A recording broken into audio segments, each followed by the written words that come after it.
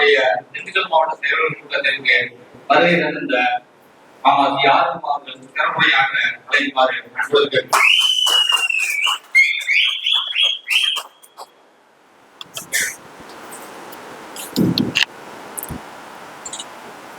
கொங்கு மக்கள் முன்னணியின் திண்டுக்கல் மாவட்ட செயல் வீரர்கள் ஆலோசனை கூட்டத்திற்கு தலைமை பொறுப்பேற்று நடத்தி கொண்டிருக்கின்ற திண்டுக்கல் மாவட்டத்தினுடைய செயல்மரவர் ஈஸ்வரன் அவர்களே மற்றும் மாவட்டத்தினுடைய அமைப்பாளர் கண்ணன் அவர்களே, நகரத்தினுடைய செயலாளர் தனபால் அவர்களே, ஒன்றியத்தினுடைய பொறுப்பாளர் கார்த்தி அவர்களே, நிலக்கோட்டை ஒன்றியத்தினுடைய பொறுப்பாளர்களாக இருக்கின்ற அன்பிற்கினிய காமாட்சிபுரம் லட்சுமணன் அவர்களே, பரமசிவம் அவர்களே, வீரா அவர்களே, மாவுத்தம்பட்டி பகுதியினுடைய அன்பு தம்பி செல்வா அவர்களே, நத்தம் தொகுதியிலிருந்து வந்து இப்பொழுது உரையாற்றி முடித்த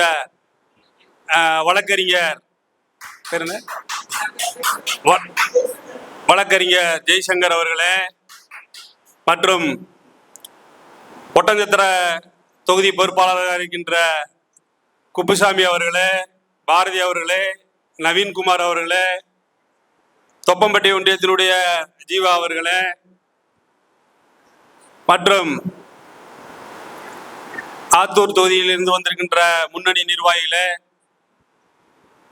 பல்வேறு பகுதியிலிருந்து வந்து இக்கூட்டத்தில் குழுமி இருக்கின்ற என் உயிருக்கு உயிரான உறவுகளே, உங்கள் அனைவருக்கும் முதல்கண் நன்றி கலந்த வணக்கத்தை தெரிவித்துக் கொண்டு, தமிழகத்திலே குறிப்பாக கொங்கு மண்டலத்திலே கொங்கு மக்கள் முன்னணி வளர்ந்து வருகின்ற ஒரு இயக்கமாக இருப்பதால் தொடர்ச்சியாக கொங்கு மண்டலத்திலே கவுண்டர் சமூகத்திற்கும் மற்றும் தமிழ் சமூகத்திற்கும் தொடர்ச்சியாக மக்கள் பணியாற்றுகின்ற ஒரு இயக்கம் என்றால் அது கொங்கு மக்கள் முன்னணி மட்டும்தான். குறிப்பாக தமிழகத்திலே சாதி வாரியாக மக்கள் தொகை கணக்கெடுப்பு நடத்த வலியுறுத்தி பல போராட்டங்கள் நடைபெற்றது. குறிப்பாக பாட்டாளி மக்கள் கட்சி, நாம் தமிழர் கட்சி போன்ற கட்சிகள் நடத்திய முன்னணி போராட்டங்களே களத்திலே நின்று களமாடியது கொங்கு மக்கள் முன்னணி நிர்வாகிகள். அப்படிதான் நம்ம வந்து எல்லா போராட்டத்திலையும் களத்துல நின்று ஒரு அமைப்பு போராடுதுன்னா அது கொங்கு மக்கள் முன்னணி இயக்கம் தான் போராடுது.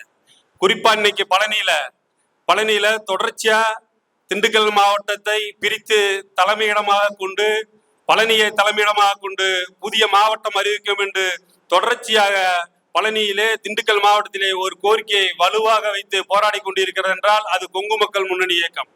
அதுபோல பழனி தாராபுரம் சாலையிலே மேம்பாலம் அமைக்க வேண்டும் என்று பல ஆர்ப்பாட்டங்களை நடத்திய ஒரு இயக்கம் என்றால் அது கொங்கு மக்கள் முன்னணி இயக்கம் தான்.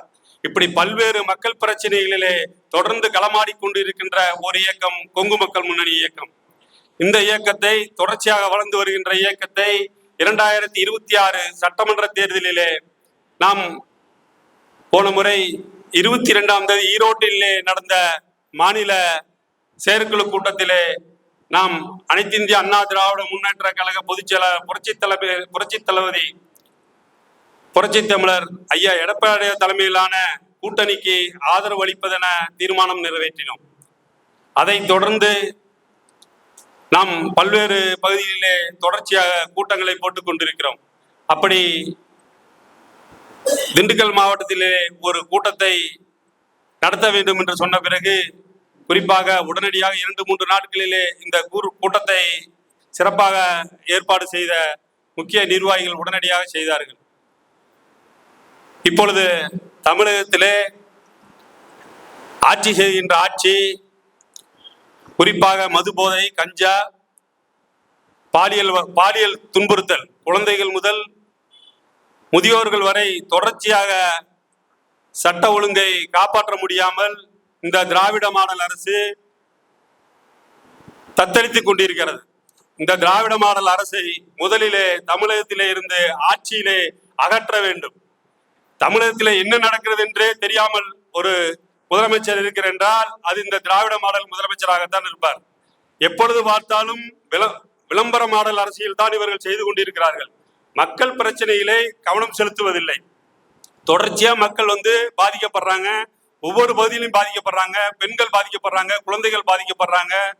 ஒரு யாரும் நடந்து போக முடியாத சூழல் இன்றைக்கு தமிழகத்துல ஒரு மோசமான சூழல் இருக்கு. ஆனா இந்த மாடல் அரசு தான் சிறப்பா ஆட்சி செய்யறதா சொல்லி தினந்தோறும் விளம்பரம் தான் பண்ணிட்டு இருக்கிறாங்க தவிர இது மக்களுக்கான ஆட்சி இல்லை.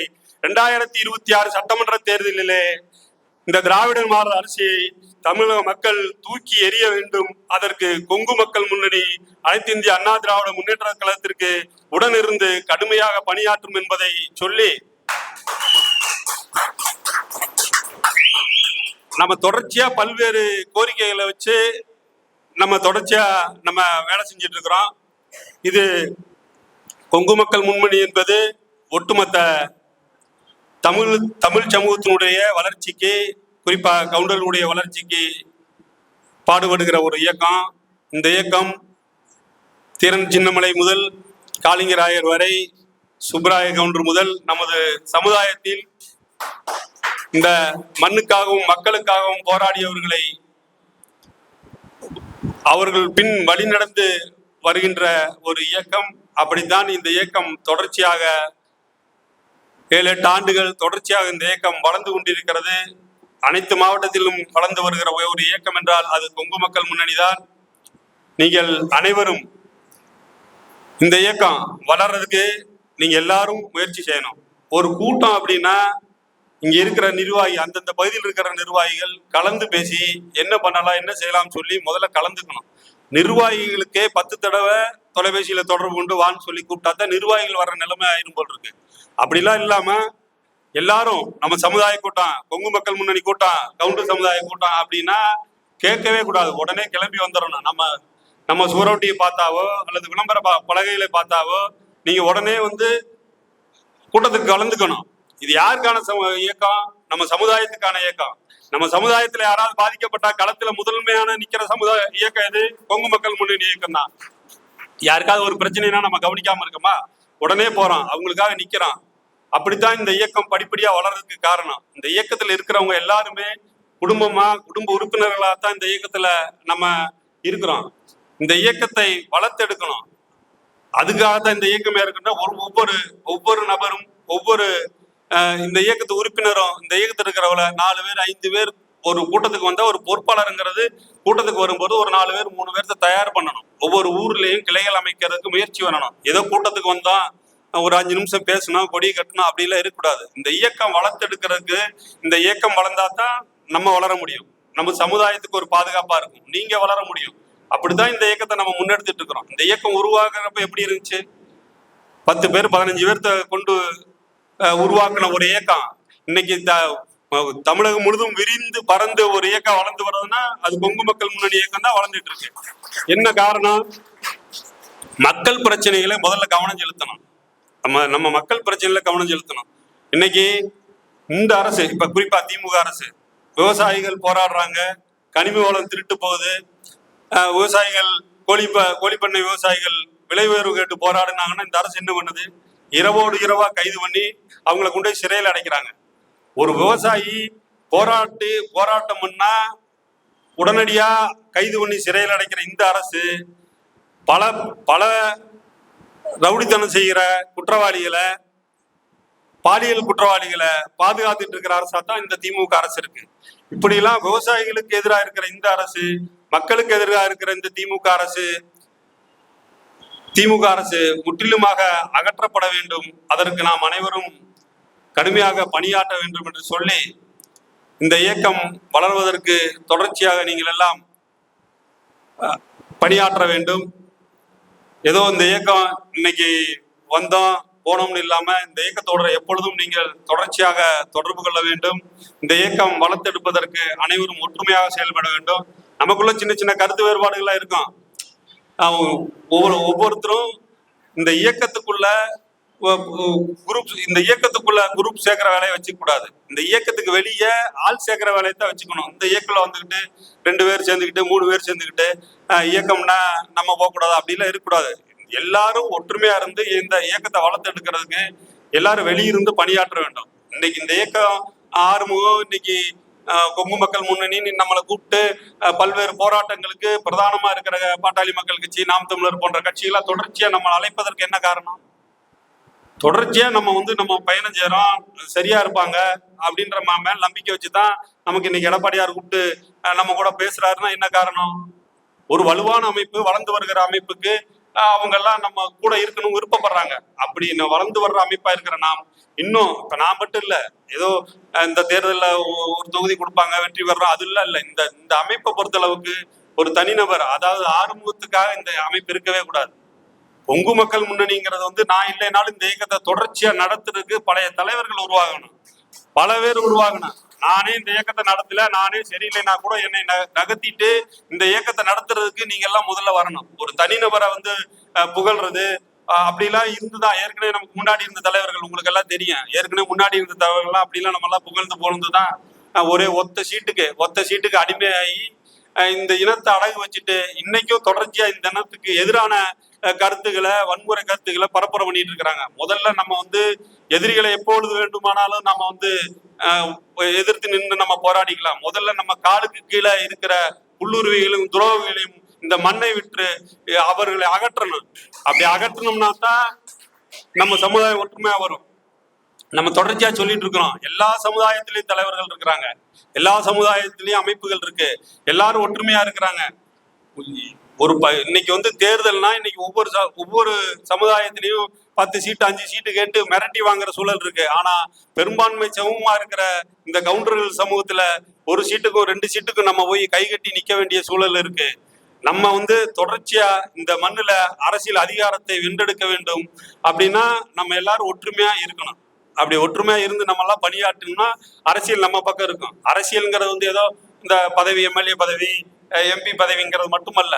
ஒவ்வொரு மனிதனுக்குமான அரசியல் பண்ணணும். அது விவசாயிகளுக்கான அரசியலா இருக்கலாம், தொழிலுக்கான அரசியல், தொழில் முன்னேற்றத்துக்கான அரசியல் இருக்கலாம்.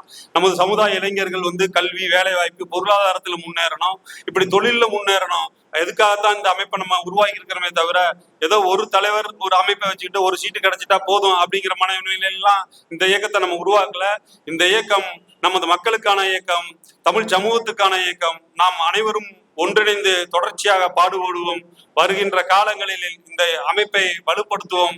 வருகின்ற 2026 சட்டமன்ற தேர்தலிலே அனைத்து இந்திய அண்ணா திராவிட முன்னேற்ற கழக தலைமையிலான கூட்டணியை வெற்றி பெற வைப்பதற்கு நாம் அனைவரும் கடுமையாக பணியாற்றுவோம் என்று சொல்லி இந்த சிறப்பான கூட்டத்தை ஏற்பாடு செய்து பல்வேறு சிரமங்களுக்கு மத்தியிலே இந்த இயக்கத்திலே தொடர்ந்து தங்களுடைய